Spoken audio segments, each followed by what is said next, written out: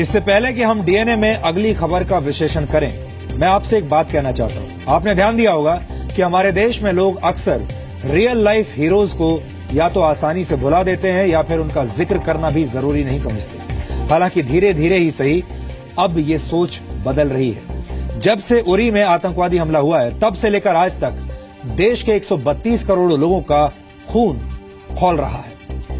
जब भारतीय सेना की पैरा एसएफ ने पाकिस्तान के कब्जे वाले कश्मीर में सर्जिकल स्ट्राइक करके आतंकवादियों को उनके अंजाम तक पहुंचाया, तो पूरे देश ने एक सुर में सेना के शौर्य को सलामी दी। लेकिन आज हम इससे एक कदम आगे जाना चाहते हैं। कश्मीर से हमारी आजाद रिपोर्टिंग की सीरीज में आज हम उन जवानों की बात करेंगे जो पिछले कई वर्षों से जम्मू कश्मीर की सुरक्षा के लिए अपने सीने पर गोलियां खा रहे हैं, लेकिन किसी के पास इनकी बात सुनने का समय नहीं है, इनकी बात करने का समय नहीं है। मैं सीआरपीएफ यानी सेंट्रल रिजर्व पुलिस फोर्स की बात कर रहा हूं। ये एक दुखद विडंबना है कि जब भी देश में सुरक्षा व्यवस्था की बात आती है तो अक्सर लोगों के दिमाग में बीएसएफ और भारतीय सेना का नाम आता है, लेकिन कोई सीआरपीएफ के जवानों की बात नहीं करता।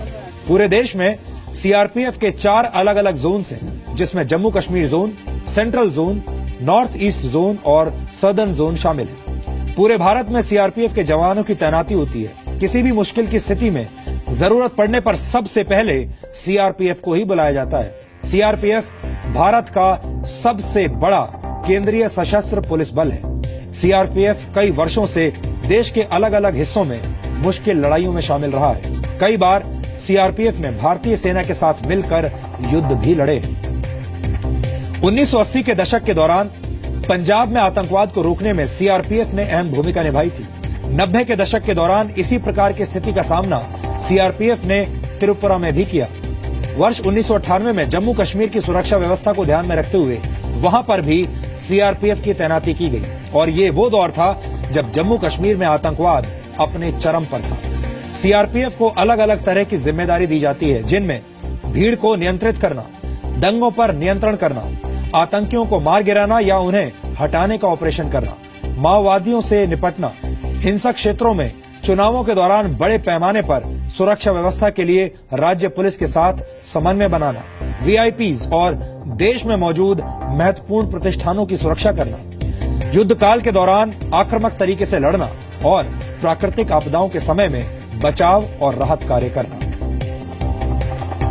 हालांकि मुश्किल से मुश्किल स्थिति में भी साल के 365 दिन जान की बाजी लगाने वाले सीआरपीएफ के जवानों की तकलीफ किसी को नजर नहीं आती।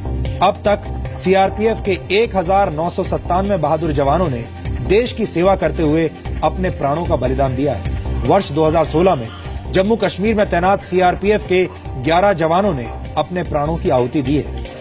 आपको शायद ये जानकारी नहीं होगी कि जम्मू कश्मीर में सीआरपीएफ की 700 कंपनियां तैनात हैं, यानी सीआरपीएफ के करीब 70,000 जवान वहां की सुरक्षा व्यवस्था के लिए हर वक्त पत्थरों का सामना कर रहे हैं।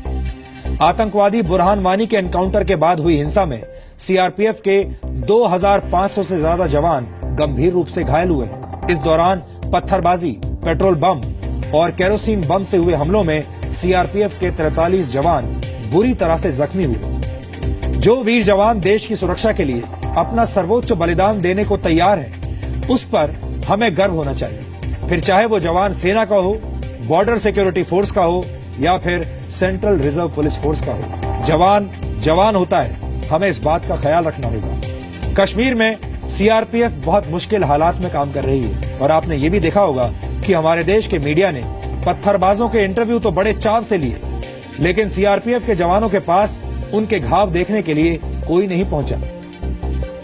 लेकिन जी न्यूज इस तरह की दूषित रिपोर्टिंग के खिलाफ है, इसलिए हमने अपनी आजाद रिपोर्टिंग सीरीज के तहत आज की रिपोर्ट कश्मीर में सीआरपीएफ के जख्मों पर तैयार की है। इसे आपको आज देशभक्ति के भाव से देखना चाहिए।